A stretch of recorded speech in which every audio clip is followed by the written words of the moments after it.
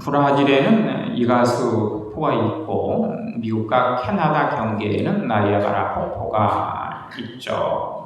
이 나이아가라 폭포 높이가 48m, 폭이 900m, 초당 60m 물줄기가 급한 벼랑을 이뤄서 떨어지는 그 장관은 보는 이들로 하여금 한성케 합니다. 거기다 멋진 전망은 그 가치를 더하는데 야간엔 휘황한 조명들로 채색해서 황홀함을 연출하고 있습니다. 이것을 보기 위해서 세계에서 모든 사람들이, 수많은 군중들이 그 폭포로 몰려들게 됐죠. 그런데 그 군중 중 한 사람이 거대한 장관을 보다가 저 이 물줄기 폭포의 그 낙차를 이용해서 발전소를 만들면 어떨까 하는 생각을 했는데 그것이 현실화되어 미국과 캐나다는 폭포 힘으로 수력 발전을 세워가지고 엄청난 전력을 생산케 되었다라고 하는 것입니다. 하지만 이 폭포 발전소보다도 더 강한 힘으로 세계를 강타한 사건이 있었으니 그것이 바로 성령 강림 사건입니다. 나이아가라 발전소가 에너지에 도움을 주었다면 오순절 성령 강림은 폭포수처럼 인류 역사에 쏟아져서 죄악과 영혼의 위기를 막아 주셨던 것이죠. 이날의 영혼 전력은 역사 물결을 180도 바꾸어 놓았습니다. 갈릴리서 복이 났던 어부들이 역사의 주역으로 나서게 됩니다. 저들은 중국의 진시황도, 로마의 시저도, 마게도니아의 알렉산더도 못했던 역사의 대변혁을 몰고 왔습니다. 하나가 본서를 시작한 것이죠. 본격적으로 새 역사가 시작이 된 것입니다. 작은 계집애 앞에 벌벌 떨면서 주님을 부인했던 베드로는 이제 더 이상 겁 많은 겁 앞에, 무서움 앞에 절렸던 그런 인생이 아니죠. 다락방에 모여 생명을 구걸했던, 그렇게 두려워 떨던 갈릴리 천부들 역시 강함과 담대함으로 무장하고 자신들을 벼르고 있는 로마로 당당하게 달려갑니다. 생명을 걸고 예수를 외쳤고 결국 300년이 채 못 돼서 세계를 지배했던 로마가 그들 앞에, 주님의 그 백성들 앞에, 주님의 제자들 앞에 무릎을 꿇고 말았습니다. 무엇이 갈릴리 천부들을 이토록 능력 있는 사람들로 만든 것일까? 역사의 흐름을 바꾼 것은 과연 무엇일까? 예수님의 제자들 3년 동안 예수님과 함께 동고동락하면서 기적과 이적을 목격했고 부활과 승천의 주님을 만나고 체험했던 이들이 바로 예수님의 제자들이었습니다. 그런데 그들은 전혀 변화가 되지 않았습니다. 그들은 제자 훈련을 예수님께 직접 사사받은 특권을 누리는 사람들 아니었습니까? 하지만 그럼에도 불구하고 그들은 예수를 부인하고 숨고 심지어 예수님을 팔아넘기기까지 했습니다. 예수님이 직접 제자 훈련을 받았던 저들도 그러했다라고 하는 이야기입니다. 하물며 우리는 어떠하겠습니까? 제자 훈련을 받았다고 되는 것 아닙니다. 훈련만으로는 주님의 일을 우리가 도저히 감당하기 어렵습니다. 오늘날 교회 문제는 하나님의 그 능력을 제한하는 데 있습니다. 그분의 능력을, 그분의 사랑을, 그분의 은혜와 축복을 제한하는 그러한 모습이 우리에게 있습니다. 성령을 부인한다기보다도 그분의 능력을 제한하는 결과를 그렇게 초래하고 있는 것이죠. 해석자는 절규합니다.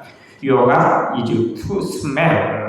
너의 하나님은 너무 작다. 이렇게 탄식하곤 합니다.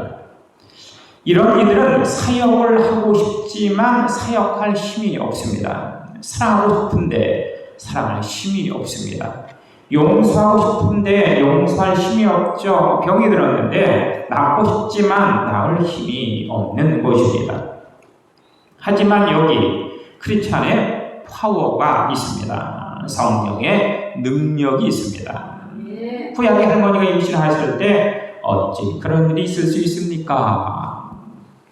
신약의 처녀가 잉태했을 때도 어찌 그런 일이 가능할 것입니까? 이렇게 천사에게 물었었죠. 이에 천사가 대답을 합니다. 성령 안에서 불가능은 없다. 하나님은 능치 못하심이 없다. 이렇게 선포하시는 목소리를 우리가 듣습니다. 불가능이 없는 성령께서는 태초에 천지를 창조하셨고 성령 강림주일, 즉 2000년 전 오늘 천지를 창조하신 권능으로 교회를 세워주시는 것입니다. 교회는 하나님이 직접 만드신 두 번째 공동체 교회죠. 첫 번째 공동체가 가정이고 말입니다. 하나님이 천지를 창조하시고 첫째 날도 보기에 좋았더라. 둘째 날도 보기에 좋았더라. 셋째 날, 넷째 날, 다섯째 날 보기에 좋았더라. 여섯째 날도 역시 보기에 심히 좋았더라. 이렇게 말씀을 하셨습니다. 그런데 모두가 다 보기에 좋았는데 보기에 좋지 못한 것이 하나 있었으니 그것이 바로 아담이 독초하는 모습이었죠. 그래서 멋진 연합의 신비와 행복을 아담이 경험할 수 있도록 여자를 만드셨는데 그것이 바로 가정 아니겠습니까? 가정 공동체. 첫 번째 공동체는 가정 공동체. 그런데 이 공동체는 불순종으로 말미암아 죄악으로 말미암아 실패하고 말았습니다. 이 가정 공동체가 깨지고 만 것이죠. 아담이 선악과 나무를 따먹었을 때 아담아 너 왜 그 열매를 따먹었느냐? 당시 창조해서 나에게 준 선물 저 여자가 먹게 하였습니다. 하와야 너는 왜 그 열매를 따먹었느냐? 당시 창조한 피조물 중 뱀이 나로 하여금 먹으라고 하였습니다. 이렇게 자꾸 핑계를 하게 되었죠. 이렇게 가정 공동체가 깨지고 애들이 쫓겨난 이후 형제가 형제를 살인하는 아주 끔찍한 그런 사태로 전락하고 말았습니다. 이에 하나님은 새로운 공동체를 만들기 위해서 먼저 죄의 문제를 해결하지 않으면 안 되셨던 것입니다. 그래서 이 땅에 찾아오신 이가 바로 하나님의 독생 성자 예수 그리스도, 그분이 바로 우리의 속죄 제물이 되심으로 말미암아 우리가 죄를 대속받은 것 아니겠습니까? 그리고 새로운 공동체를 위해서 120명의 문도, 120명의 제자, 성도들을 모으셨습니다. 새로운 공동체는 창세 때 연합의 공동체였던 것이고 하나님의 삼위가 연합하는 그 신비가 그곳에 임재하게 됩니다. 태초에 하나님께서 천지를 창조하실 때 우리가 우리의 형상대로 성부, 성자, 성령께서 이 세상을 창조하여 주셨듯이 바로 삼위연합의 성령이 120명의 제자들에게 임재하셨던 것입니다. 그렇게 교회라고 하는 공동체가 탄생을 하게 되는 것입니다. 즉 교회는 성령으로 탄생하였다. 성령의 인도함을 받을 때 그리고 진정한 참된 공동체가 된다는 사실을 우리가 알 수 있습니다. 그렇다면 우리는 어떻게 성령의 임재와 강림과 그 내주함을 경험할 수 있을까? 오늘 본문의 말씀, 오순절 날이 이미 이르매라고 말씀하고 있습니다. 즉 성령 역사가 일어난 날이 바로 오순절 날이라. 구약엔 매년 세 차례 절기를 지켜야 했습니다. 첫째가 6월절이죠. 이스라엘이 애굽에서 해방된 날, 하나님의 백성들의 집은 어린 양의 피가 발려져 있었는데 죽음의 천사가 이 어린 양의 피가 발려진 그 집을 이렇게 건너뛰죠. 유월하게 됩니다. 이것이 바로 유월절. 애굽에서 해방된 날로 7일 동안 무교병을 먹으면서 쓰디쓴 고난을 되새기는 절기 6월절입니다. 두 번째가 오순절, 6월절 7주 후 77이 49에서 77절이라고 하고 첫 열매 드려서 초실절, 그리고 오늘의 맥주 감사절에 해당합니다. 세 번째가 수장절, 거둔 곡식을 저장한 다음에 감사하는 추수감사절, 초막절이라고도 하죠. 광야 7일 동안 초막에서 생활하는 경험을 하게 됩니다. 오늘의 오순절, 우리는 6월절을 지키지 않기 때문에 부활절 후 50일째 되는 날, 그날이 바로 오순절입니다.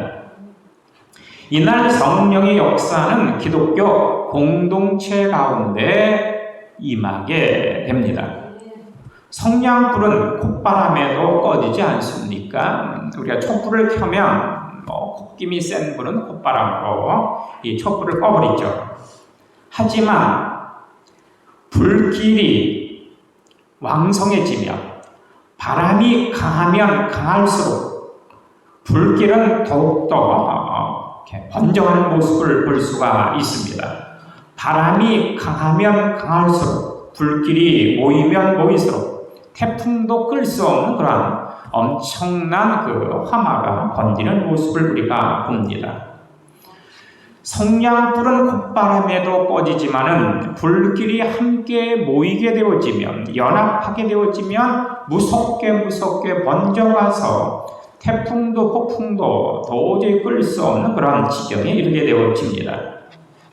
이것이 바로 공동체의 힘, 모임의 힘이라고 하는 것이죠. 한 사람이면 패하겠거니와 두 사람이면 맞설 수 있나니 세 겹줄은 도저히 끊어지지 않는다라고 설문은 우리에게 조언을 하고 있습니다. 바로 우리가 모일 때, 우리가 함께 할 때, 우리가 연합할 때 주님께서 일하신다라는 것을 알게 됩니다. 그래서 모이지 않으면 우리가 은혜를 받을 수 없는 것입니다. 미스바의 모임으로 회개운동이, 에스라 시대의 부흥운동이, 백성들의 모임으로 오순절의 성령도, 120명의 문도들, 성도들이 모이는 곳에 임하고 내주하고 강림하는 모습을 우리가 알게 됩니다. 방황하는 나에게 지금 오셔서 못 박힌 손 내밀며 오라 하시네. 주님을 맞이하는 나의 마음에 성령의 단비가 내려옵니다. 오순절 이름에 저희가 다 같이 한 곳에 모였더니 기독교 역사는 성령의 권능은 다 같이 한 곳에 모인 자리에서 출발을 합니다. 다 같이 한 곳에 모여 있었다. 이 말은 단순히 한 곳에 있었다, 모여 있었다라고 하는 것이 아니라 몸도 마음도 죽고 사는 문제도 하나가 된 소위 생명 공동체였다라고 하는 뜻입니다. 이를 위해 예수님께서 승천하신 후 열흘이라고 하는 시간이 필요했습니다. 이 열흘 동안 그들은 최소한 세 가지 일을 했습니다. 첫 번째, 예루살렘에서 약속하신 것을 기다리라고 하는 말씀에 순종을 하는 것입니다. 성령의 임재, 무엇보다도 순종의 자리에 임하신다. 두 번째는 다락방에 모여 합력하여 전심으로 기도했습니다.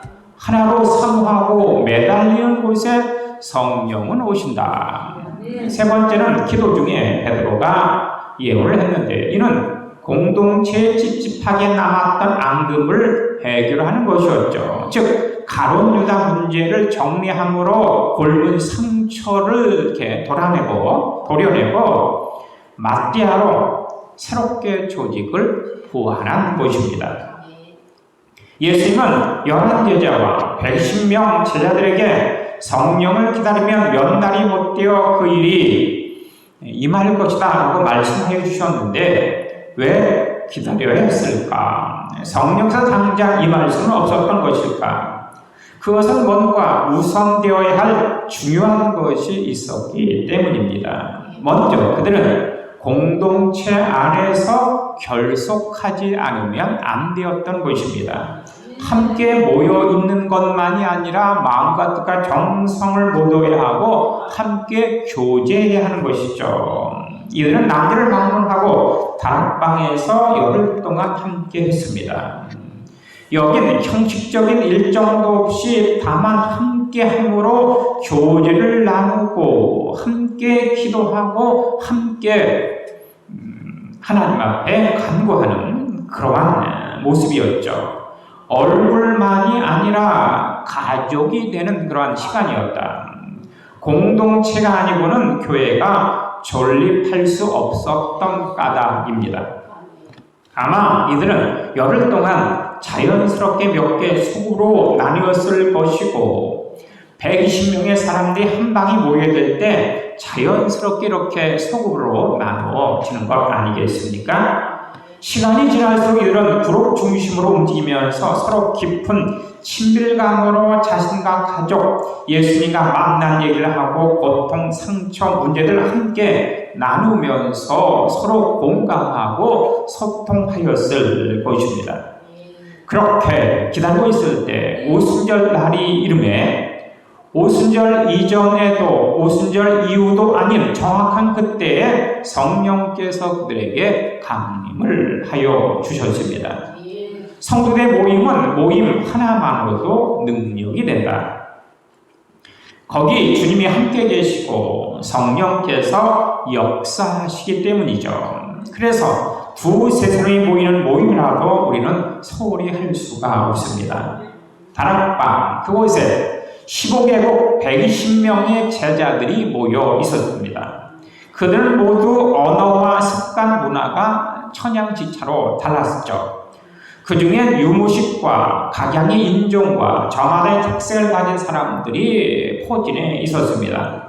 하지만 그럼에도 불구하고 그곳에 모인 모두 120명의 사람 모두에게 성령이 임하게 됩니다.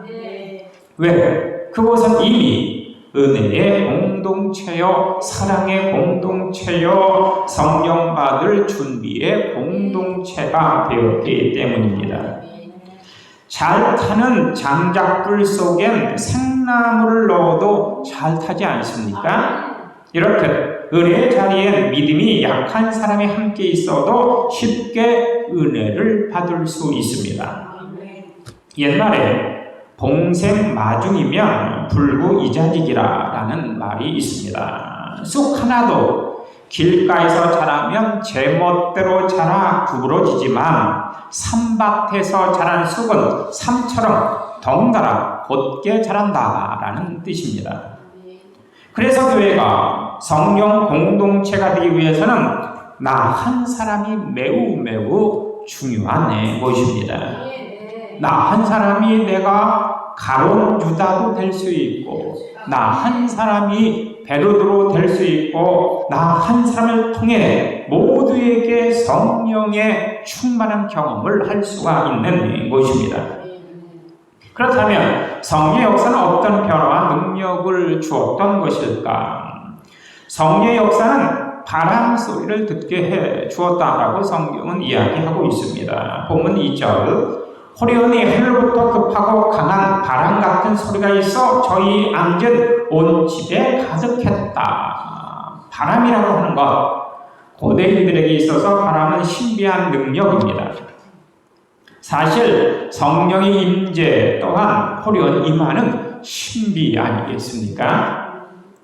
바람은 물결을 요동케 하고 바람은 거대한 배들을 단숨에 삼켜버리는 힘을 갖고 있습니다. 바람은 거목을 꺾고 집과 마을을 날려버릴 수도 있습니다. 그래서 헬라어나 히브리어에서 바람과 성령은 같은 단어를 사용하고 있습니다. 바람은 만지거나 볼 수 없지만 누구나 느낄 수는 있지 않습니까? 또한 바람은 숨결, 생기라는 의미도 갖고 있습니다. 에스겔 37장 하나님의 명령을 받은 에스겔이 마른 뼈들을 향해 생기야 사방에서 돌아와 사망의 무리를 살게 해라 이렇게 명령을 합니다. 여기 생기 바로 바람이죠. 바람아 사방에서 돌아와 사망의 무리를 살게 해라 이렇게 이 에스겔이 외쳤던 것입니다. 오늘 보면은 이 바람 같은 소리가 급하고 강하게 일어났다라고 증언을 합니다. 갑자기 소나기가 쏟아지고 산골짜기의 급류가 흘러내듯 급하게 임했다라는 것입니다. 이 성령의 바람, 지중해를 돌아서 유럽과 전 세계 혹은 미국, 중국, 급기야 이 한국 땅으로 불어와 단 100년 만에 도시와 농촌, 산과 바닷가에 붉은 십자가의 물결을 이루게 만든 것입니다. 또한 성의 역사는 눈을 열게 해주었죠. 보면 3절을 보니까 불의 혀같이 갈라지는 것이 저희에게 보였다. 분명히 보였다. 이렇게 증언을 합니다. 무엇을 보았던 것일까? 그들은 불을 보았습니다. 불은 하나님의 임재의 상징입니다. 성전에서 이사에게 나타난 불은 숯불로 그의 입술을 태우지 않습니까? 모세는 불 붙는 떨기나무에서 하나님의 소명을 받습니다. 광야 이스라엘 백성들은 추운 밤에 불기둥으로 갈멜산 엘리야는 제단에서 하나님의 불이 떨어지는 모습도 우리가 기억을 합니다. 성령의 역사는 오늘도 말씀의 강단의 불로 역사한다라고 하는 것 기억하시기 바랍니다. 하나님은 오늘도 우리를 불 가운데로 부르시고 계십니다. 이 땅을 살며 우리는 어디에 생애를 불살라야 할까? 어디에서 우리의 생을 그렇게 불살라야 하는 것일까? 불을 받아야 소명을 깨닫게 되고 사명을 알 수가 있습니다. 성령은 눈을 열어 보게 하는 역사입니다. 자녀들에게는 예언을, 젊은이들에게는 환상을, 노인들에게는 꿈을 꾸게 하는 것, 그것이 바로 성령이죠. 눈이 열려야 교회와 가정의 꿈과 비전이 보입니다. 바울은 일생을 살면서 아마도 여행이라고 한다면 그 누구에도 지치지 않는 여행의 어떤 마니아였습니다. 여행을 많이 한 사람이죠. 여행을 할 때마다 많은 글도 남긴 이기도 합니다. 그런데 그의 글을 보다 보면 로마의 건축 양식을 논하거나 고린도의 유행, 에베소의 풍습 등을 찾아볼 수 없습니다. 로마에 갔더니, 고린도에 갔더니, 에베소에 갔더니 이러한 풍습이 있고 사람들이 이렇게 살고 있더라. 그들은 어떠한 모양으로 그렇게 먹고 마시고 즐기더라. 이러한 이야기를 하나도 적은 것이 없죠. 우리가 기행문을 쓴다고 하면 그 나라의 풍습과 사람들, 모양들, 먹을 것들, 각종 문화들을 기록하는 것이 기본인데 이 바울의 기행문에는 그러한 것이 하나도 없습니다. 왜? 바울의 눈에는 그런 것들이 전혀 보이지 않았던 것 같습니다. 다만 바울이 본 것이 있었으니 주어한 영혼들이 보이죠. 도와주고 말씀을 전해 구원받을 사람들이 보였던 것입니다. 해야 할 일들이 있고 선교할 교회가 있고 뜨겁게 역사하는 성령만이 바울의 눈에 보였다라고 하는 이야기입니다. 그렇죠. 성령으로 눈이 열려지게 되어지면 지금까지 보이지 않던 것들이 보이게 됩니다. 예수님의 눈으로 사람을 보고, 예수님의 눈으로 세상을 보고, 예수님의 눈으로 자연을 보고, 예수님의 눈으로 이 땅을 바라보게 되어진다라고 하는 이야기죠. 또한 성령의 역사로 입이 열려졌습니다. 불의 혀같이 갈라졌다라고 했는데 이는 굳어졌던 혀가 풀려졌다라고 하는 의미 아니겠습니까? 성령의 사람들은 입이 열려집니다. 제자들이 성령 받기 전에는 혀가 굳어져서 아무 말도 할 수 없었습니다. 오히려 저들의 혀는 서로 높은 자리를 탑했고 예수 그리스도가 잡힐 때는 도무지 모른다 부인하는데 앞장섰던 입술이 바로 그들의 입술이었죠. 그런데 성령이 임하자 그들의 혀가 능력 있는 혀로 변화가 되었습니다. 죽음을 불사하고 저들이 죽인 예수를 구세주다, 메시아다, 그리스도다 그렇게 소리를 칩니다. 저들의 말에 3,000명이, 5,000명이 허다한 무리가 주께로 달려 나옵니다. 묻습니다. 여러분의 혀는 지금 풀려 있습니까? 입은 열려 있습니까? 진리와 복음에 대해서 말입니다. 전도의 벙어리, 기도의 벙어리는 아닌지라고 하는 것을 나에게 물어야 합니다. 오히려 하지 말아야 할 말을 하고 필요 없는 말만 하고 있는 것은 나의 입술은 아닌가라고 하는 것이죠. 성령 충만을 받으면 기형적으로 굳어진 혀가 자연스럽게 풀려집니다. 닫힌 입술이 열려져 기도하고 기뻐하고 찬양하고 찬송하게 되는 것입니다. 이웃을 향해 축복하고 복음을 전파하고 지금까지 한 번도 해보지 못했던 말, 생각지도 못했던 언어, 기도가 쏟아져 나오는 것입니다. 성령의 능력은 곧 입술의 능력으로 나타나는 까닭이죠. 너희 마음이 주님께 열리었느냐? 믿음으로 주 말씀을 받을 수 있나? 주여 나의 마음이 갈급하오니 성령의 빛 속에 젖어듭니다. 사도행전은 성령 충만의 결과를 말씀하는데 4절은 다른 방언으로 말하기 시작했다. 6절은 각각 자기의 방언으로 제자들의 말하는 것을 들었다. 7절, 8절은 우리가 각 사람의 방언으로 듣게 됨이 어찌미뇨. 11절과 12절은 우리가 우리의 각 방언으로 하나님의 큰 일을 말함을 듣는도다. 여기 공통되는 하나의 단어가 있는데 그것은 바로 각자의 방언으로 들었다라고 하는 것입니다. 그 120명의 분도 15개국에서 온 각양각색의 사람들이 모여 있었는데 바로 자신들의 방언, 자신들의 말로 모든 이야기를 들을 수 있었다라고 하는 뜻입니다. 15국의 사람들이 각각의 언어를 갖고 다른 환경과 문화 속에 언어와 그 어떤 말 속에 왔는데 성령이 임하자 성령이 하시는 말씀, 사도들이 하는 그 말이 자신의 언어로 들리기 시작했다라고 하는 것입니다. 성령의 결과, 그것은 바로 말이 통했다라고 하는 것입니다. 왜 말이 갈라졌습니까? 바벨탑을 쌓았다가 그 바벨탑을 무너뜨리면서 하나님께서 그 언어를 다르게 만드셨는데 성령이 임할 때는 언어가 하나가 되었다라고 하는 뜻이 되죠. 정확히 이야기하면 입이 아니라 귀가 방언을 한 것입니다. 입이 기적을 행하고 재주를 부리는 것이 아니라 각자의 귀가 자기 언어로 알아들은 것입니다. 방언, 말로 하는 방언이 아니라 귀로 듣는 방언이 그래서 중요하죠. 하나의 말씀이, 영적인 말씀이, 능력의 말씀이 우리의 귀에 들려져서 그것이 이해가 되어질 때 그것이 기적이 되고 능력이 되고 이적이 되어진다.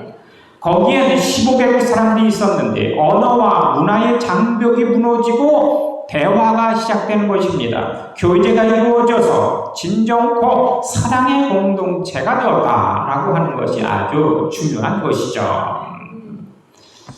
한 청년이 어느 아가씨에게 2년간 700통의 편지를 보냈습니다. 2년 730일 동안 730통의 편지를 보낸 것이죠. 기네스북에 오를 만한 기적인데 정작 이 아가씨는 편지를 보낸 청년이 아니라 매일 그 편지를 배달해준 배달부와 결혼을 하였다고 하는 것입니다.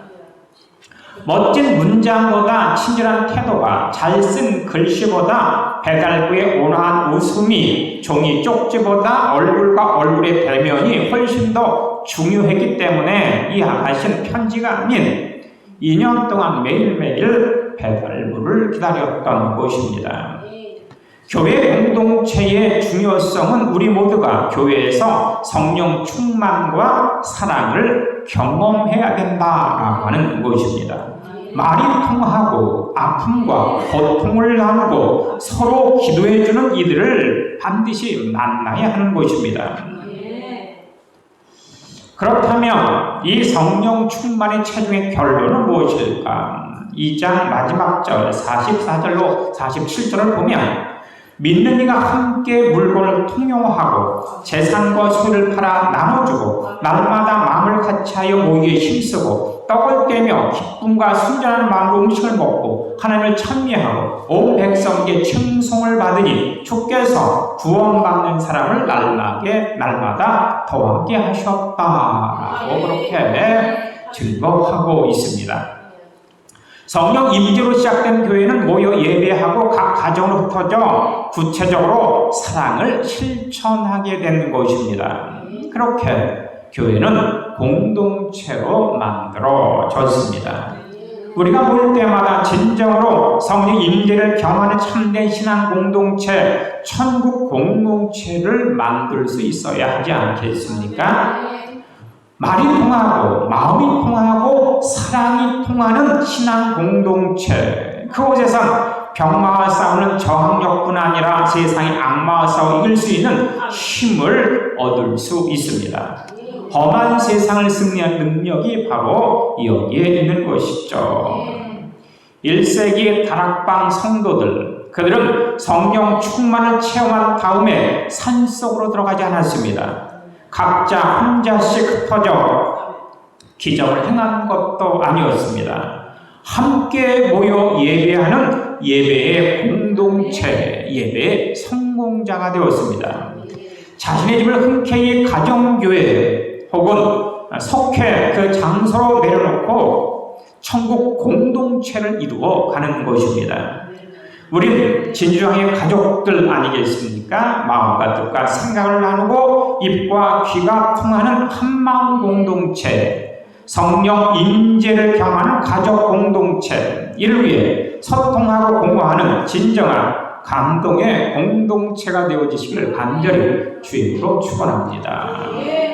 기도하시겠습니다. 주님 감사합니다. 1세기 최초의 다락방 성도들 성령 충만을 체험한 다음에 함께 예배하는 예배의 공동체가 되었습니다. 자신의 집을 제공하는 자신의 가정을 천국으로 만드는 천국 공동체를 이루었습니다. 우리 모든 진주한 가족들 역시도 입과 귀가 통하는 마음과 뜻이 통하는 한마음 공동체, 성령의 임재를 경험하는 가족 공동체, 소통과 공감하는 진정한 감동의 공동체로 구별하여 주시고 성별하여 주옵소서. 예수님 이름으로 기도합니다. 아멘.